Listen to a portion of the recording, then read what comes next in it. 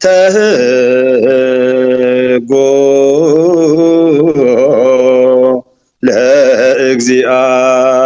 ለእግዚአብሔር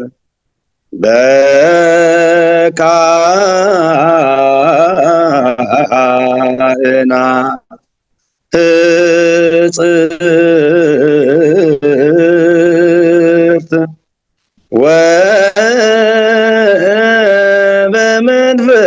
ወበመንፈስ ቅዱስ ክልት ታቦተ ሕጉ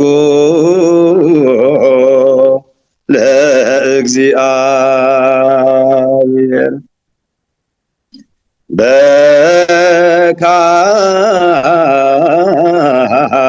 በካህናት ሕጽርት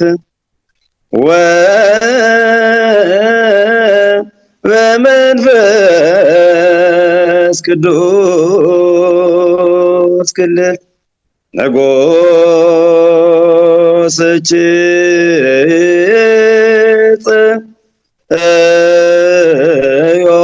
ጽዮን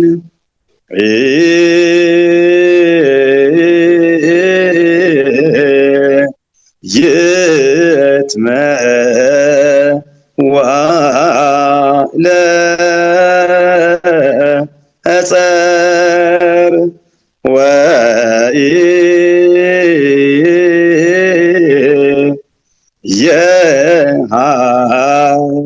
ድጋፍ ለሀገር ንጉሥ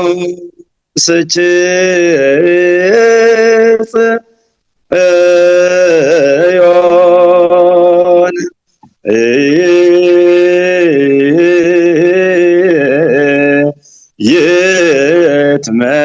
ይትመዋ ለጸር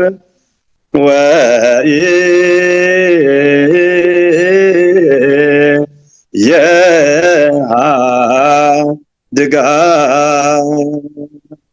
ለሀገር ሰናይ በዓል ይግበረልና። ብሓቂ ዝማሬ መላእኽቲ ይስማዓልና ኣዝዩ መንፈስካ ዝምስጥ አይቴ ብሔራ ለጥበብ ግርም እምበር ክቡራት ተመልከትና በዚ ዕለት እዚ ምስ በዓል ህዳር ፅዮን ብምትሓሓዝ ከመይ ኣሎ ምድለዋት ንዝብል ምስ ክቡር ነብሩድ ጎደፋ መርሃ ፃንሒት ክንገብር ኢና እሞ ክቡር ነብሩድ ናፍቲ መደብ ቅድሚ ምእታውና ብጸሎትን ባርኾትን ይኽፈትልና። በስመ አብ ወወልድ ወመንፈስ ቅዱስ አሐዱ አምላክ በሰላም ዘውዕለ አምላክ በሰላም ይሕድረና በሰላም ዘሕደረ አምላክ በሰላም ይውዕለና። ናይ እመቤታችን ናይ ቅድስት ድንግል ማርያም ወላዲተ አምላክ በረከት ረድኤት ይሕድረና። ካብ እንፈርሖ ኩሉ መከራ ይሰውረና። ዝተወልዱ ህፃናት ይዕብየልና፣ ዝሓመሙ ይፈውሰልና፣ ተመዛበሉ ወገናትና እግዚአብሔር አምላክ ነናቦቶም ይመልሰልና፣ ዝሞቱ ነፍሳት ገነት መንግስተ ሰማያት የዋርሰልና፣ ዝተዘርኡ አዝርዕቲ ባሪኹ ቀዲሱ እግዚአብሔር ይሃበና፣ ካብ ስደት ካብ ጥሜት ካብ ዳግም ኩናት እግዚአብሔር ይሰውረና፣ ያህለኩም ይበለና። እግዚአብሔር አምላክ ተዋህዶ ሃይማኖትና ቅድስት ከተማና አጽራርቲ ዝኾኑ አጽራርያን ዝኾኑ ብሩሑቅ ይውዕለልና። ዝመጽእ ዘሎ ናይ ህዳር ጽዮን በዓል ናይ ሰላም ናይ ሃይማኖት በዓል ይግበረልና። እግዚአብሔር ጋያሽና ሁለይ በሰላም መጽኦም በሰላም ናብ ዝመጽዎ ቦታ ይመልሰልና። እግዚአብሔር አቡነ ዘበሰማይ ይትቀደስ ስምከ ትምጻእ መንግሥትከ ወይኩን ፈቃድከ በከመ በሰማይ ከማሁ በምድር ሲሳየነ ዘለለ ዕለትነ ሀበነ ይታበአነ እግዚኦ ውስተ መስቀል እንነዋልአን መንፈስ ቅዱስ ነዚአከ ይእቲ መንግሥት ኃይል ወሰላም በሰላም ይስገድልና። ኦ እግዝእትየ ማርያም ሰላም ለኪ ድንግል ወለናቸው ድንግል ወስጋችን እግዚአብሔር ሰው ሰላም ለኪ ብሩክት አንቲ እምአንስት وورق فريك السجة تفسي في السيد قوم لتسقى እግዚአብሔር مسليك سأل وصلي مرات أنت أنا هاو فكر والدتي إيسوس كريستوس كما يسري لنا هاتاو لنا تمام تسمعتي أو إجزي إيسوس كريستوس سري هاتياتي وهاتياته كله إزوك ما يسرى هاتيات እግዚአብሔር يفتحهم يفتحنا باروخاتهم يفتحنا كبر نورود بكريستوس كريستيان بولد ولود استباهلكم ناي እግዚአብሔር تختلتي ناي ولادي أملاك دنجل مريم مفكرتي نايتا قنعتي زغنت أرثوذكساوي توحدو بيتا كريستيان أكسوم تقراي سعبتي حزب كريستيان كلهم أبب زلهم مو كميان لهم سلام سناي كتكونوا لنا ناي كل ساعة منيتنايو موت أبب يبراه كمتي استلمده نهزبنا كنكحيو كابزي وريدونا زلو سقمن مكران فتنان كتنسعنا أيو نابلع لنانا كديبنا أيو امنت النوتاتنا أبوتاتنا كتحزنا أيو النبلو التفلاليو أرست زعباتنا حزنا إننا باخاتكم النقربهم زلنا زوم النقربهم زلنا مدبات دما بطبب يبراه تلفزيون كوم دما بطبب يبراه يوتيوب نعملو عالم زفنو زلو إيو زي بطبب يبراه يوتيوب نسمعو زلنا ناب كانوت بمبصاح شير سبسكرايب بمقبار ميديانا بمحجاز أبقودنا كتكونو كم تستلمده أقدمنا بلغتنا نحلف مو كم فقار أملاخ نلومي حجنا يوم نسينا زلنا مدر أب كنا تزعبي بعلنا بعل هدار صيون كوينا اينا نركب زي بعل هدار صيون كم تستلم ده بدمق زباله خونتات نخحلف اب قرمه مدلاو كم زلو اتي حبريتا يبصحنا له نزي حبريتا زي دما بزبلصه نخبره لنا نخور نبرؤد ودفا مرهان اي رئيس ادبارات وقدامات اكسوم صيون ام حداري زخونو عدمنا يوم لنا صانحيت مسؤوم كنقبرينا كساعة مودعتا دما كتدموصنا نابكال وتدما نختباصحو زنقرو زي اقدمنا ملقتنا نحلف كم طبب يبراه تلفزيون ون كاب دقن كاب عدو وشتن مستزرع زلو حدا خونتا تبع عدو زلو كم يكون يكون زبل سخافتات كم زلو نا ميديانا بمدوال يكون بمصحف يكون تي حبريتا نخترخبو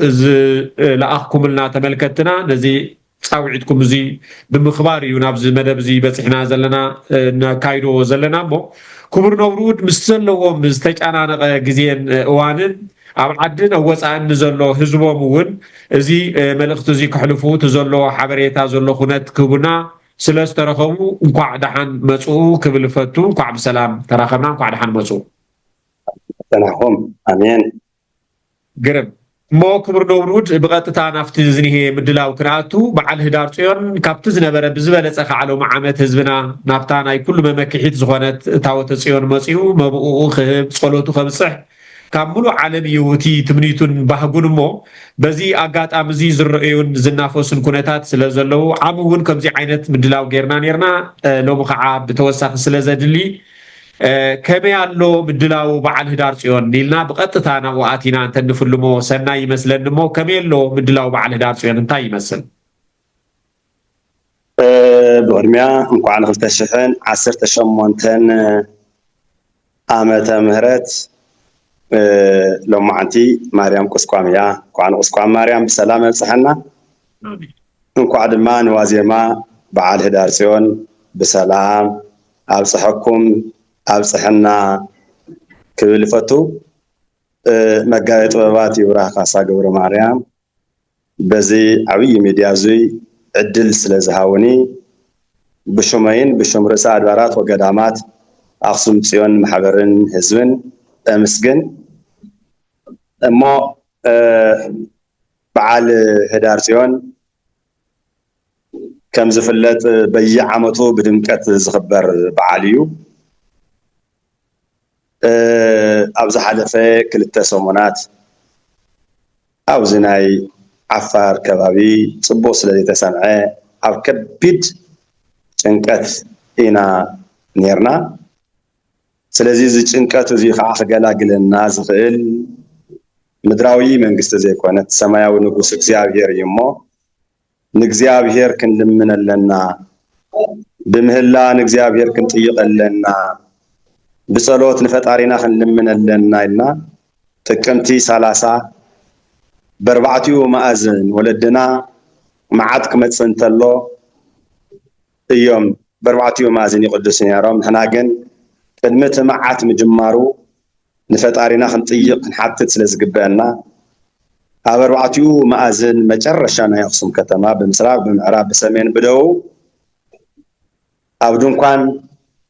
جرنا تاوتنا خام ناسين وسينا أسران تشعتنا بسلاسات كم تزوجه بساعات بمهلا بقداسي فتارينا سلام كأننا إخزيابيرنا عدنا سلام كأننا إخزيابيرنا كل من لنا إلنا بربعتيو مأذن كديسنا فتارينا لمنا تمهليلنا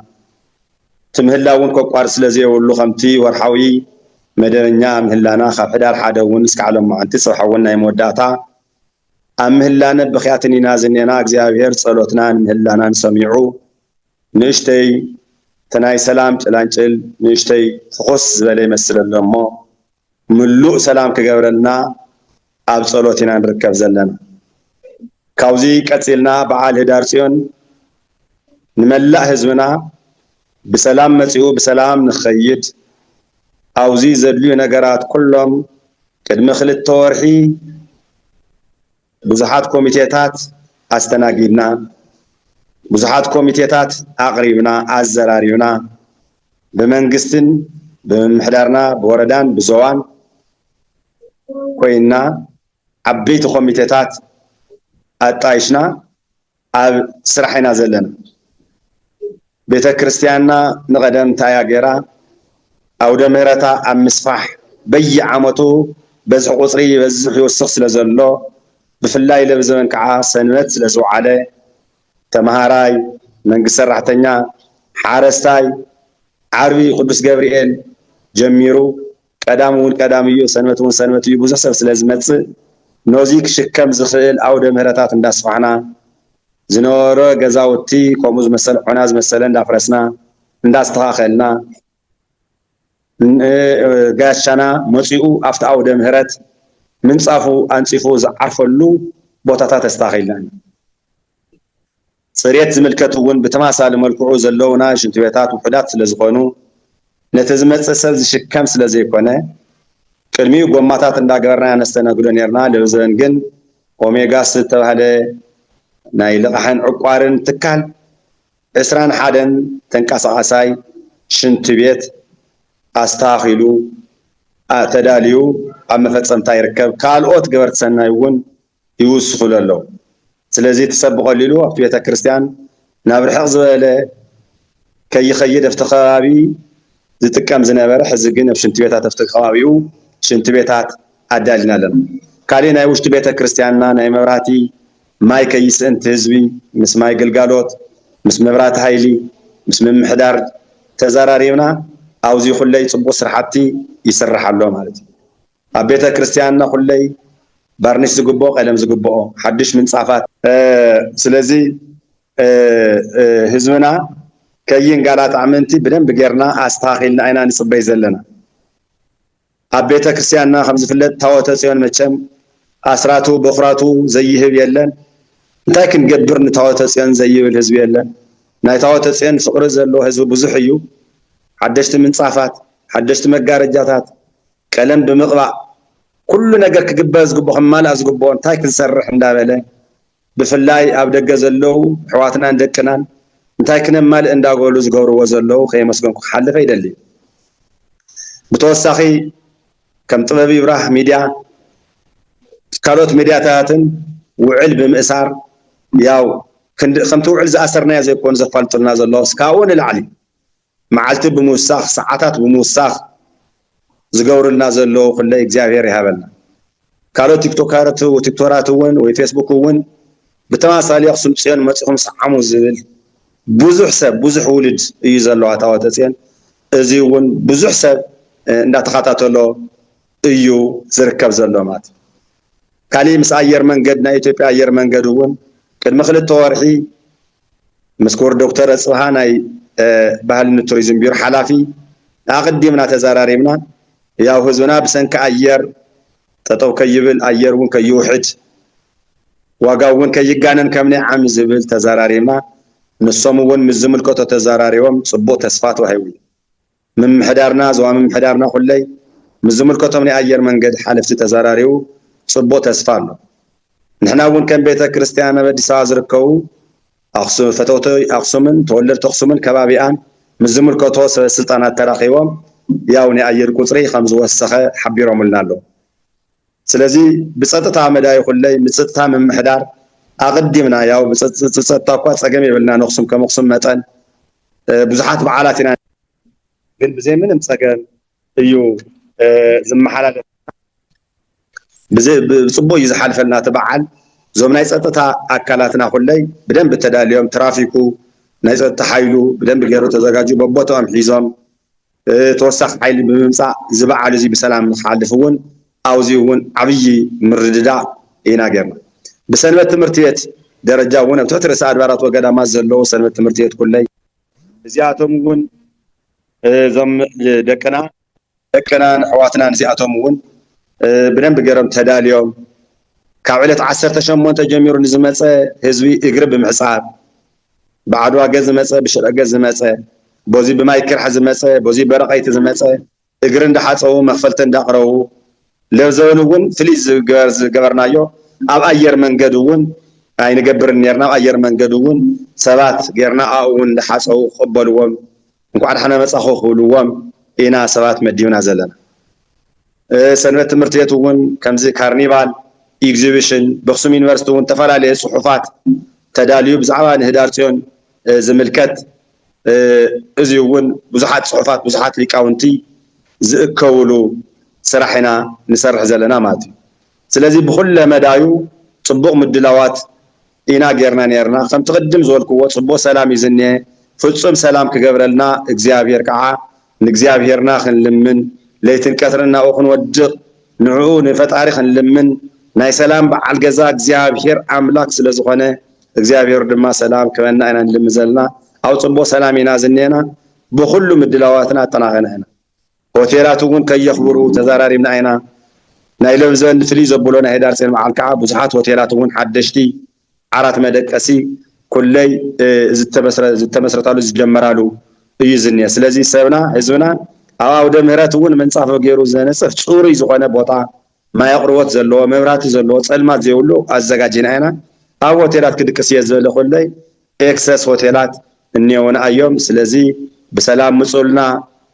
ኩሉ ሻዕ ክንመፅእ እትመፁ ብሰላም ምፁልና ክትመፁ ዘይሓሰብኩሞም ከዓ ካብዚ ንሕልፎ ዘለና መልእኽቲ ሰሚዕኹም ክትመፁ ምክንያቱም ብህይወት እንዳሃለና ታቦተ ፅዮን ክንርኢ ብህይወት እንዳሃለና ናብ ኣክሱም ፅዮን ክንመፅእ እዩ ዝግበአና ምክንያቱም ኣክሱም ናይ ሃይማኖት መሰረት ህገ ልቦና ህገ ኦሪት ህገ ወንጀል ሰለስቲኡ ጣሚራ ዝሓዘት ንንግስተ ሳባ ቅድሚ ክርስቶስ ልደት ናብ ሶሎሞን ከይዳ ፅላት ዘሙሴ ዝኣክል ሒዛ ብወዳ ምኒልክ ብሊቀ ካህናት ኣዛርያስ ምክንያት ኣብዚ ፅላት ዘሙሴ ንልዕሊ 3000 ዓመት መንበሪኣ ዝገበረት 265 ነገስታት ኣብዛ ቅድስቲ ከተማ እዚኣ ዝነገሱላ ቅዱሳን ነገስታት ኣብርሃ ወኣፅብሃ ናይ መጀመርያ ቤተ ክርስቲያን ባሕሪ ዝነበረ ጎይታና መድሓኒና ኢየሱስ ክርስቶስ መከደ ግዜ መፅኡ ብገነት ሓመድ ኣምፅኡ ናብ መሬት ቀይሩ ቤተ ክርስቲያን ዝሃነፁ 12 ቤተ መቅደስ بدحري خلي سلاما كساتي برهان شوعتي مسترات بيت كريستيان زمهرلو يصرحلو تغبار زغبرلو ديك اباس لا مجمريا ابزا قدس تخته مخصوميا قدوس ياريد زخلو قال እግዚአብሔር ዝባል አውዝ ቦታ ዙይ ተወሊዱ ዓዊው ድጉ ጾመ ድጉ ምዕራፉ ዝማሪ መዋሲቱ ቅዳሲኡ ፈሪዑ እስካ ሕዚ ግዜ ዘይቀይሮ ናይ መላእክት ካብ እግዚአብሔር ተዋህቦ ጸጋ ስለ ዝኾነ ኣብ ኩሉ ኦርቶዶክስ ተዋህዶ ቤተክርስቲያን አማኒ ዝውሃብ ቃል እግዚአብሔር ኣብ ኣክሱም ዝተወለደ ቅዱስ ያሬድን ዝዓበየ ቅዱስ ያሬድን ስለዚ ካልኦት እውን ኣለው ብዙሓት ምጥቃስ ይካል ተሳቱ ቅዱሳን ስልጣኖም ሓላፍነቶም ሃፍቶም ገዲፎም ታቦተ ፅዮን ዘላቶ ቦታ ኢና ንኸይድ ኢሎም ኣብዚ መፅኦም ናብ ታቦተ ፅዮን ዝወደቑሉ ቦታ እዩ ናብዚ መፂኻ ምርኣይ ናብዚ መፂኻ ምስዓም ዓብይ ጸጋ እዩ ዓብይ ትዕድልቲ እዩ ካልእ ትረፍ ንብዙሕ ዘመናት ዝኣክል ልዕሊ 6000 ዓመት ዘቑፀረት እያ ቅድስቲ ከተማ ኣክሱም ከም ሃገራ ብማይ ኣይጠፊኣ ብድሕሪ ከዓ መጀመርያ ተቆርቂራ ናብ ሕዚ ዝኒአ ናይ ኦርቶዶክስ ተዋህዶ ቤተክርስትያን እምነት ዘሰራጨወት ኣክሱም እያ ስለዚ መፂኹም ናብዚ ምስዓም ዓብይ ፀጋ እዩ እዚ ምድሪ እዚ 70-80 ዓመት ኢና ንነብረሉ ኣብ 70-80 ዓመት ንነብረሉ ኣክሱም ከይረኣኻ ኣክሱም ከይሰዓምካ ኣክሱም መፂኻ ኣስራቱን በኩራቱን ከይወፃኻ ዝርከብ መንግስተ ሰማያት የለን ኣክሱም መፂኹም ረኣይዋ ኣብዚ ሓለፈ ኩለይ ብዙሕ ፈተናት እውን ሕሊፋ እያ ኣክሱም ብዮዲት ጉዲት ብዙሕ መከራን ስቃይን ሕሊፋ እያ ብግራኝ መሐመድ ብዙሕ መከራን ስቃይን ሕሊፋ እያ ኣብዚ ሓለፈ 2013 እውን ብዙሕ መከራን ስቃይን ሕሊፋ እያ ስለዚ ነዚ መከራን ስቃይን ዝረኸበ ህዝቢ መፂኻ ኩለይ ምርኣይ እኮ ዓብይ ፀጋ እዩ ካብ 8 እስካብ 10 ኣይዲፒታት ብዙሓት ተመዛበልቲ ኣብ ሽግር ወዲቆም ዘለዎ ኣለውና ነዚኣቶም መፂኻ ዝጠመየ ምርዳእ ዝፀምአ ምርዳእ ዝሓመመ ምሕታት ተሰደደ ተፈናቀለ ተሸገረ ምሕታት ዝሓዘነ ምፅንዕናዕ እኮ ፅድቂ እዩ ዓብይ ዋጋ እዩ ዘብል መፂኻ ንዓቶም ምርኣይ እውን ዓብይ ፀጋ እዩ እሞ ምፁታ ናብ ኣክሱም መፂኹም ዝታወተ ፅዮን ዋዕሉ ሓቢርና ውዚ ንለምን ናይ ዓለም ሙሉእ ሰላም ዝህብ እግዚኣብሔር እዩ ሕብራት ኣውሮፓ ኣፍሪካ ሕብረት ፌደራል ክልል ግዛዕ ዝበሃል ኣይሰርዕን ዋና ናይ ሰላም በዓል ቤታ እግዚኣብሔር እዩ እሞ ንእግዚኣብሔርና መፂና ኩላትና ተሰባሲብና ኣብዛ ቅድስቲ ከተማና ቅድስቲ ከተማ ኣክሱም መፂና ንፈጣሪና ሰላም ካሃበና ሰላም ካብ ዝሕልና ኢልና እንተለሚናዮ እግዚኣብሔር ካዕርዕሮ እዩ እሞ መፂና ቤተክርስትያንና ነገልግል ንስዓም ካሊእ ቃል እግዚኣብሔር ዘይፍለያ ቦታ እያ ቅድስቲ ኣክሱም 24 ሰዓት ቃል እግዚኣብሔር ዘይፍተያ ሙሉእ ዓለም ዘየለ ኣብ ኣክሱም ፅዮን ጥራይና ንረኽቦ ሰዓታት ማህሌቱ ስብሃተ ነግሁ ቅዳሲኡ ንሓደ መዓልቲ ኣቋሪፁ ዘይፈልጥ ስብሃተ እግዚኣብሔር እዚ ናብ ብዙሕ ቦታታት ከይድና ኢና ኣይንረኽቦን ከምኡ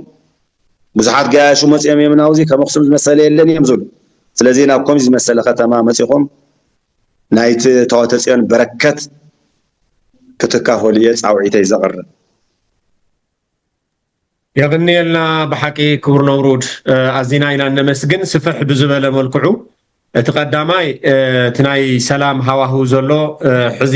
ዘሎ ኣሎ ከም ዘሎ ግን ነቲ በዓል ብዘተዓናቕፍ መልክዕ ከም ዘይኮነ እቲ ምድላዋት ካብቲ ናይ ዝሓለፈ ብዝበለፀ ምድላዋት ከም ዝተገብረ ምስ ኣየር መንገዲ ይኹን ብዝተፈላለዩ ከዓ ምዝርራባት ተገይሩ ብፅቡቅ ኩነታት ተዳልዩ ከም ዘሎ ሰላም ከም ዘሎ ኣብቲ ምድላው ዘተዓናቕፍ ወይ ከዓ ከምቲ ሓደ ሓደ ዝውረ ከምዚ ክመፅእ እዩ እዚ ክግበር እዩ ከመልካ እዩ ሞ ክየድ ገለ ዝበሃሉ ነገራት ፀገማት ከም ዘየለ ምስ ኩሎም ዝምልከቶም ኣካላት ድማ ምስ ናይ ትራንስፖርት ይኹን ምስ ናይ ፀጥታ ይኹን ምስ ኩሉ ድማ ዝርርብ እንዳተገብረ ምርድዳእ እንዳተገብረ ኣብ ፅቡቅ ኩነታት ከም ዘሎ እዮም ተሓበሬታ ሂቦምና ዘለው ብውልክዕ ድማ ፀገም እውን እንተሃለወ ነቲ ፀገምና ክትቀርፈልና ትኽእል ታወተ ፅዮን እያ ስለዚ ከይድና እንትጥዕመና ጥራሕ ኣይኮናን ክንከይድ ወይ ከዓ ብዝተጣዕመ መንገዲ ጥራሕ ኣይኮነን ኣብ ዘይጥዕመሉ እውን ኮኖታትና ቦታትና ብእግሮም ከይተረፈ ተጓዒዞም ዝተፈላለየ ነገር ሓሊፎም ዝደልይዎ ነገር ንምርካብ እውን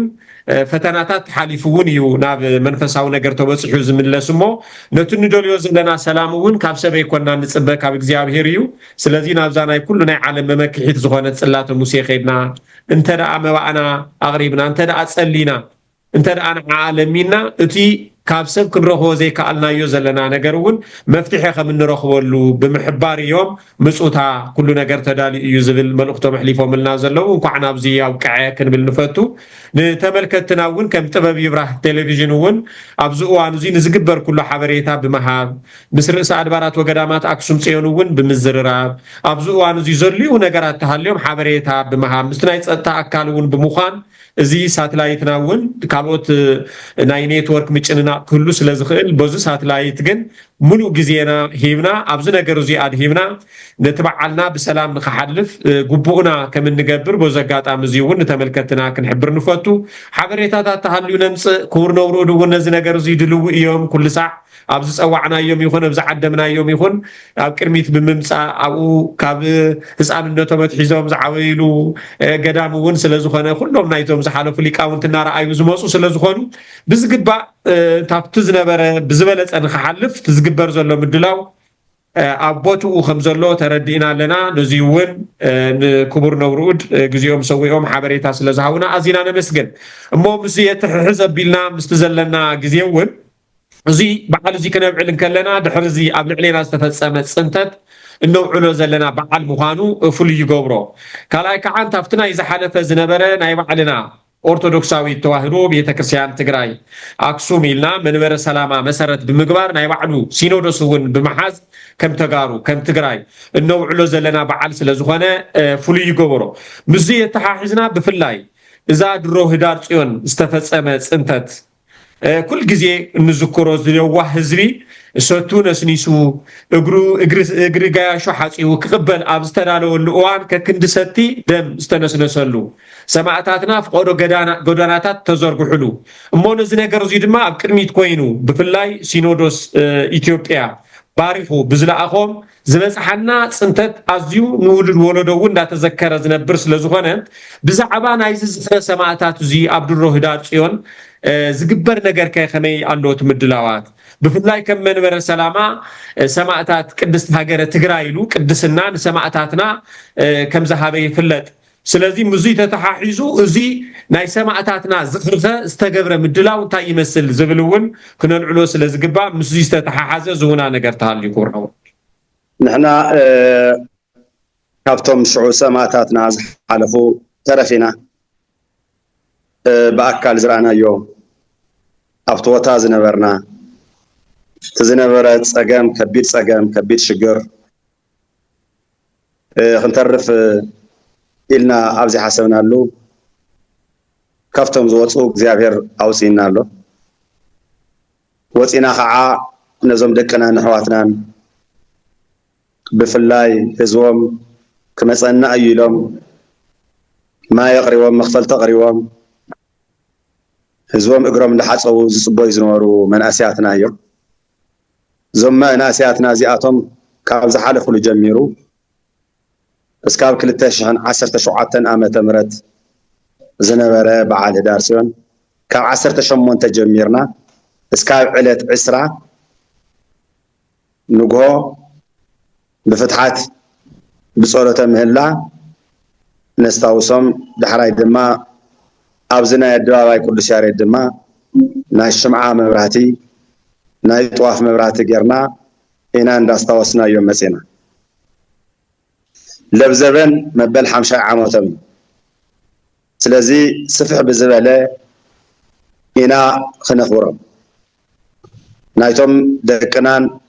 ኣሕዋትናን ያው ከምቲ ቅድሚ ሕዚ ኢልና ነርና ብሽሞም ትምህርቲ ቤት ንምስራሕ ሰማዕታት ሕዳር 19 ኢልና ያው እቅድ ትልመውፂና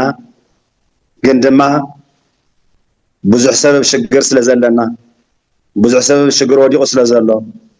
ኣብ መዓልቲ ክልተ ግዜ ኮነን ሓደ ግዜ ዝሰኣነሉ ግዜ ስለ ዝኾነ ተኸዲኖሞ ዝመፁ ተመዛበልትና ወዲኦም ኣብ ችግር ወዲቖም ስለ ዘለው እዚኣቶም መልክዕ ከይሓዘ እንጅምሮ ትምህርቲ ቤት የለን እንጅምሮ ህንፃ የለን ኢልና ንዓቶም ምርዳእ ይዝሕሸና ኢልና ኣብኣቶም ምርዳእ ኢና ዘለና ኣብ ከተማና ዝግበር ተስካር ይኹን መርዓ ኣብቲ ቦታ ንኽካየድ ኣብቲ ተመዛበልቲ ዘለዎ ንኽግበር ያው ሓደ ሰባት ኣብ ገዛና ንገብር ዝብለለው ግን ድማ ዋላ ኣብ ገዝኣቶም ገይሮም እውን ናብኡ እዮም ዝወስዱ ስለዚ ንዓኣቶም ንቐደም ሂወት ምድሓን ይሕይሽ ኢልና እስካብ ሕዚ ካብ ተለምናዮ ትልሚ ዘይፈፀምናዮ ነገር ተሃልዩ እዩ ስለዚ ትምህርቲ ቤት ክንጅምሮን ክንሰርሖን ክነጅምሮን ይግበአና ነይሩ ግን ትፀገም ብልዕሊ ፀገም እንዳተደራረበና ኣብ ከቢድ ፀገም ኣብ ከቢድ ሽግር ስለ ዘለና ነቲ ሽግራት ከዓ ፕራዮሪቲ ብምሃብ መን ንቐደም ንቐድም ብዝብል ያው ክንፍፅሞ ኣይከኣልና ስለዚ መበል 50 ዓመቶም ስለ ዝኾነ ለብዘን ድማ ድምቕ ብዝበለ ፍልይ ብዝበለ ኩሉ ሰብ ካብ ዕለት 18 ጀሚሩ ፍትሓት ምህላ ቅዳሴ ከዓ ኩሉ ሸዓውነሎ እዩ ሰማዕታት ኣውቆ ብርሃን ይስሐቅ እኔ ኣይቆምኒ ንብረልና እንዳበልና ኩሉ ሻዕ ኣይፈለናዮምን ሕዚ እውን በቲ ዝወፀ መርሃ ግብሪ መሰረት ግን ድማ ስፍሕ ብዝበለ 50 ዓመቶም ስለ ዝኾነ ናይ 5 ዓመት በዓልና ብሰፊሑ ነዚ እውን ኮሚቴ ተጣይሽሉ ኣብ ምንቅስቃስ እዩ ዝርከብ ዘሎ ማለት እዩ ስለዚ ኩላትና መፂና ነዞም ደቅና ንሕዋትናን ክነስታውሶ ምክንያቱም ህያዋን ስለ ምዉታን ከዓ ስለ ህያዋን ክጽልዩ ግድን ስለ ዝኾነ መፂና ኩላትና ክንጽልየሎም እየ በዚ ኣጋጣሚ እዚ ፃውዒተይ ዘቕርብ يغنيلنا كور نورود السيو تخون زقبوون بفلاي تقصالي ولدو كي يدقم كومون كي يرسع بمبال نقصالي نزقبر نقرات كله بزقباء تسنيدو نتولدو ون كنورسو سلا زقباء تزقبر زلو مدلاوات كله بزقات عمزي قصالي نخون كومون دما هزبنا ون موصيو زبعال زي تقاداس خون سماعتاتو ون كذكر سلا زقباء سنايو تخيدو كله مزي تحاحزنا كبر نورود بفلاي هزبنا موصيو بتازع عمو موؤون خهب بزقورو نجر عبدك خوينوم كافتناي رئيس أدبارات وقدامات أخصم سيون ولو وصعب مخوان وي نحنا خنبصح لكم وي كعب زيولو ناتبها لتفلالي نتهزبي كحزي بالنجر زقبر نجرات هالو سلازي اتزمت بخمة ايو تخونت كقبر زقبقو زوم فقدو اب تفلالي من قدتات خوينوم ناي بعلوم ملختي بمحلاف مستيزني هي خونتات بزي خير ملكو زقورخه بخمه ايو تيزمت غاشانا كاليوم زقبا زبل نغرو زدهب بفلاي تدغاغامي زقربلنا حتوتات سلازلو يمو اتسبنا موصيو نتو مبدغ زلو زي حقاويان سنبلوم بخمي تغبره نغر الله بقطታት زدل نغر كله مستزملكوتو اكل زليو موؤو بصحي يكون تساليمون خمص زغبر ملخت زحلفت هل يبزي عب فلاي بفليز بلت ملكعون تزحلفنا بحب بلنا زيري هبلنا يعني لنا مقاطبات يا ورس ادبارات وقدامات اخصم سيون قومتي مغلغلتي 700 مغلغلتي يوم زلوا لعليو خعا بترفي زغلغلو بزحات يوم زلونات غلغلوت كبيديو 14 ساعات سلازخونه كل شعب زي مقراص سلازخونه خندزي زاكل مغلغلي زتشكم بيت كريستيان يهلون كاو ازرستو قلتي يلن دموز نايت محبر يخون نايت بيت كريستيان نوايا قدسات يخون كحزب كريستيان حزبنا بزلخو ገንዘብ حزبنا بزو ነገር እዩ ዝመሓደር ዘሎ ሳላት ህዝበ ክርስቲያን ካሊ ሃፍቴው ለንት ቤተ ክርስቲያን ስለዚ በአካል መጽኦም ገንዘቦም ሃፍቶም ንብረቶም ንቤተ ክርስቲያን ዝቡ ኣብቲ ቤተ ክርስቲያን ከባቢ ሕጋዊ ደረሰኝ ዝሓዘለው ካሊ አው ኾይንም ልብስ ለብሶም መስቀል ዘሳልሙ ካህናት አለው ናፍቲ ሙዳያ ምጽዋት ብምእታው ይኸውን ተቀሊል ነገር ግን ድማ ኣብ ርሑቕ ዘሎ ሰብ ግን ምንም ናብ ሰብ መልኣኽ ዘሎ ይኮነን ምክንያቱም ባንከሎት ባንክ حساب ቁጽሪ መጋየጥራት ይለጥፉሎም እዮም ኣክሱም ጽዮን ይዝብል ባንክ حساب ቁጽሪ ስለዚህ እንተ ከፊትናዮ ናትሎም ናይ ሞባይል ትራንስፈር መግበርኒه ቴክኖሎጂ ኣክሱም ጽዮን ዝብል እንተወጽዩ ናፍቲ ኣክሱም ጽዮን ዝብል حساب ምእታው ዝቀለለ ደረሰኝ ዝደለየ ሰብ ኩለይ ቅብሊት ወዲያውኑ ዘተወላ ደረሰኝ ተሊኹልና ታናይ ባንኪ ወዲያውኑ ሎሚ በቴክኖሎጂ በዋትስአፕ በቴሌግራም ክሉ ኾነ ኸይልና ላኹልና ንዝበለናስ ስለዚህ ታይኽ ብልደለ ኣብቲ በየወቱ ኩለይ ባጅ ዝገበረለው ንኣክሱም ጽዮን ባጅ ዝገበረለው ካው ሙዳያ ምጽዋት እዩ ናይ ቤተሰብ መሃብ ኣይጠቅምን ሙዳያ ምጽዋት ዘሎ ናፍቲ ሙዳያ ምጽዋት ምእታው እዩ ትዝቀለለን ጽቡቕን ናይ ገንዘብ ቁጽር ድማ ናብ ባንክ ምእታው እዩ ሞ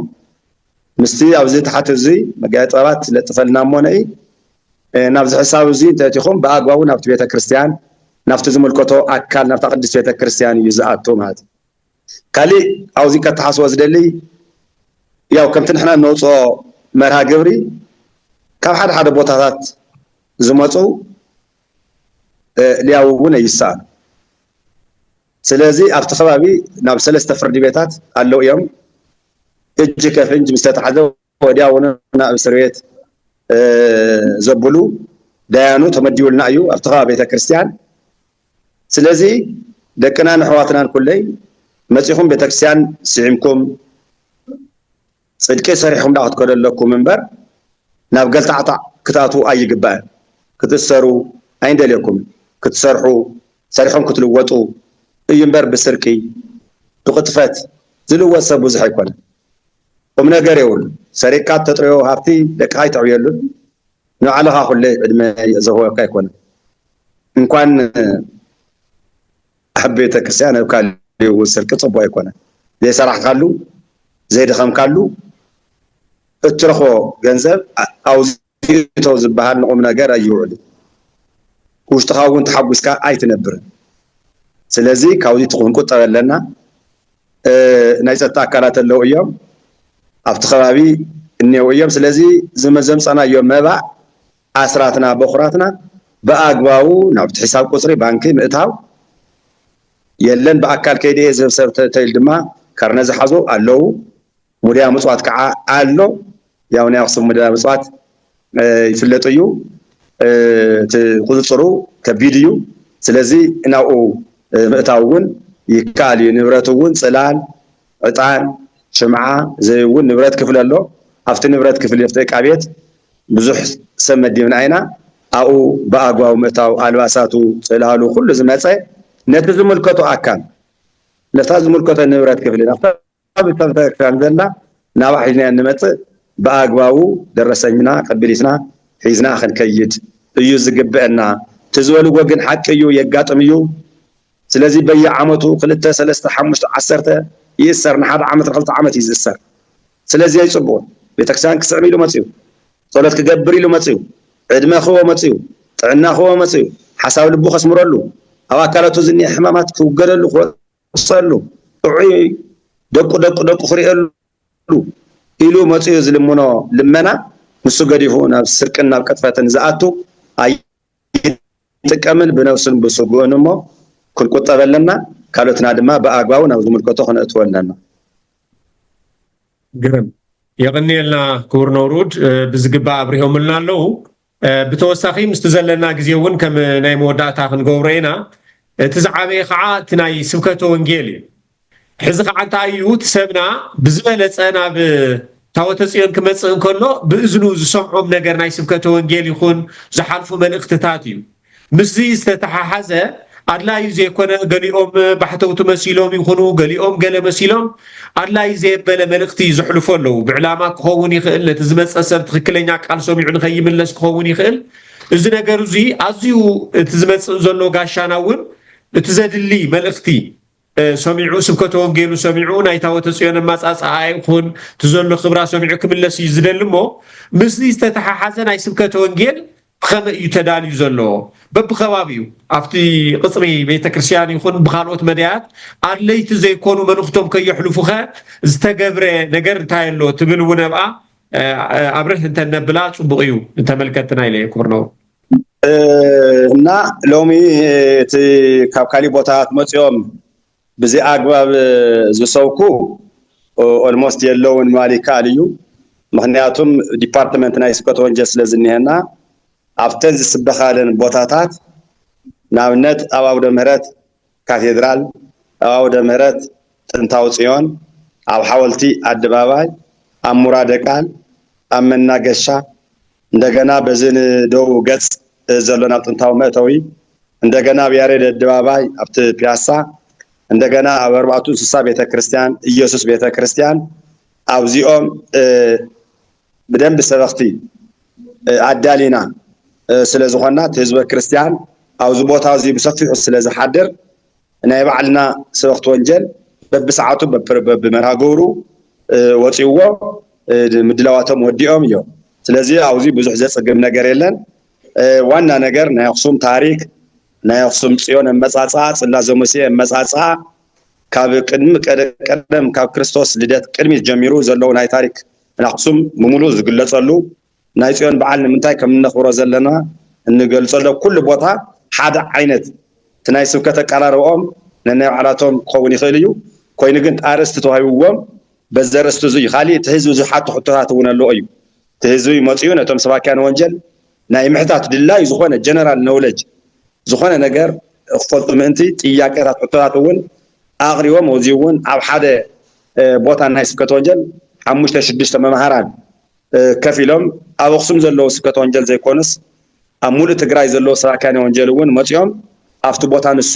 ሓዲሮም መልሲ ክብሉ ማጎትሉ ክማየጥሉ ክዘራረብሉ ብፍላይ ከዓ ነቲ ህዝብና ከርድእሉ ዝግበር መድረኻት ስለ ዘሎ ኣብዙ ኢና ማለት ገሊኡ ኣብ ሰዓታት ይሓድር ገሊኡ ድማ ኣብ ማህሌት ይሓድር ገሊኡ ናይ ግሉ ጸሎት ይገብር ገሊኡ ድማ ኣብ ስብከት ወንጀል ይዝሓድር እሞ ነዚ እውን ሙሉእ ምድላዋትና ኣጠናይቕና ኣብዙ እውን ነንሕድሕድ ቦታ ኩለይ ናይ ድምፂ መጉልያ ተገይሩሉ ግን ድማ ነንባዕሉ ብዘይዋቃዕ እቲ ድምፂ መጉልያ ምስቲ ሓደ ምስቲ ቃል እግዚኣብሔር ምስ ካልኦት ብዘይዋቃዕ መልክዑ ልክዑ ሓልየና ኣዳሊና ወዲእና ኢና ማለት እዩ ስለዚ በዚ ካብ ካሊእ ቦታ ባእዲ መፅኡ ዝሰብኮን ዘመሓላልፎን መልእኽቲ የለን ቀደም ብዙሕ ግዜ ተሪፉ እዩ ሰናይ ክቡር ነብሩድ ምስ ዝተተሓሓዘ ግን ኣብ ሓደ ቦታታት ተሸጒጦም ከምዚ ገበሩ ዝይበሉ ዝብሉ እንተሃለዉ ኸ ከምዚታት ዓይነት ተርእዮታት እንተሃልዩ ክግበር ዘለዎ ነገር እንታይ እዩ ሕጂ ብስሩዕ ዋላ ደው ኢሉ ከምዚ ሕጂ ዝበሃል ዘሎ ዘይብሉ ሰባኺ ክሰብኽ ይኽእል ምክንያቱም ናይ ፀጥታ ኣካላት ኣለዎ እዮም ናይ ርእሰ ኣድባራት ወገዳማት ኣክሱም ፅዮን ዋርድያታት ልዕሊ 60 ኣለውና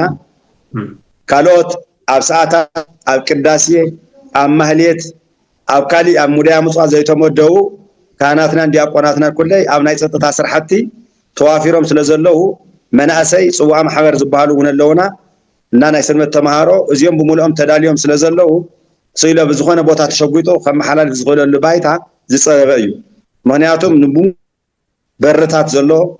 ብምሉእ ኣውደ ምህረትና ሓይሊ ሰብና ኣቕሚጥና ኢና ማለት እዩ ስለዚ ፍቃድ ዘይብሉ ካብ ርእሰ ኣድባራት ወገዳማት ኣክሱም ፅዮን ፍቃድ ዘይብሉ ሰብ ክሰብኽ ይኽእል ሰናይ يغنيلنا كبر نورود زنبرنا صانحيت نحنا بوجنا ابزي كنبتو ኢና مودعتا زحلفو تهالي ملእኽቲ ክንቅበሊና ቦትጥዑም ዜምኦም ገይሮም መወዳእታ ንተመልከትና እውን ከስሙዑልና ክንዕድም ኢና ዝሕልፍዎ መልእኽቲ እንተሃልዩ እውን ክንቅበል ጻኒሒትና በዚ ክንዛዝም ክቡር ነው ጽቦሞ እግዚአብሔር ያበልና የغنيلنا ጋሽና በሰላም መጽኡልና ሚዲያታትና ኩለይ ኣብ ኣክሱም ኣመልኪትኩም መልእኽቲ መሓላልፉልና ኩልኩም ሚዲያታት ነዚ መርሃ ግብሪ ዝትከታተሉ ዘለኹም ስለ ናይ ጽዮን ልዕልና ስለ ናይ ቅድስት ከተማና ልዕልና ስለ ሰላም ዓድና ክሰብኩ ያው ሓደ ቲክቶከርስ ሓደ ሚዲያታት ምዝኾነ ሰብ ናይ ግሊ ጥላቻ ክህሉ ይኽእል ናይ ግሊ ባእሲ ክህሉ ይኽእል እዩ ኮይኑ ግን ማእኸልና ቅድስት ቤተ ክርስቲያንና እያ ስለዚ ኣብ ኣክሱም ሰላም እዩ ዘሎ ሰላም كان زي اللي لكم تم حلالفو نصبونا بديهم بمجنان منهم كم زي سلام كان زي اللي جاكم تحلفوه حدرا قدفوه سلنا يقسم صبونات سل تزمت سقاشا بسلام مسيو خيد سل كنا سل قدست هايمانوتنا سل قدست أرثوذكس توحد بيت كريستياننا كتصوكون كتنقرون يحدرا خلوكم زي خيل ያው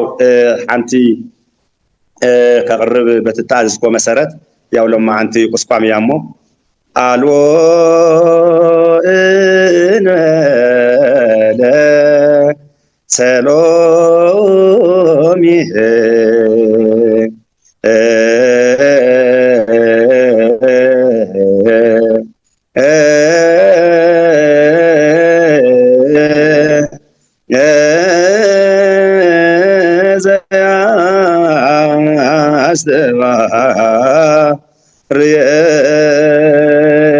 ريتشله الو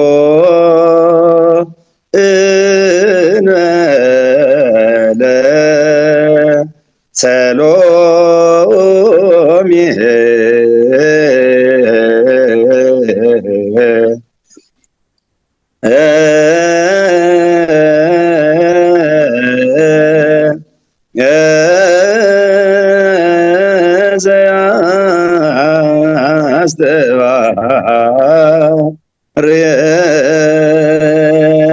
ችለ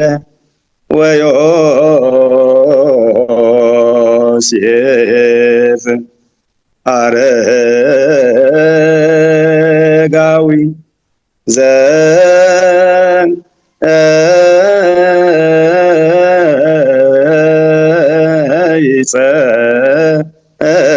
ይጸውር ስንቃይ ወዮሴፍ አረጋዊ